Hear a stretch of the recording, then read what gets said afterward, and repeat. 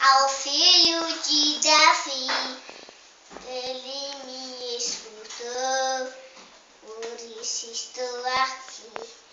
O vento ele acalmou, o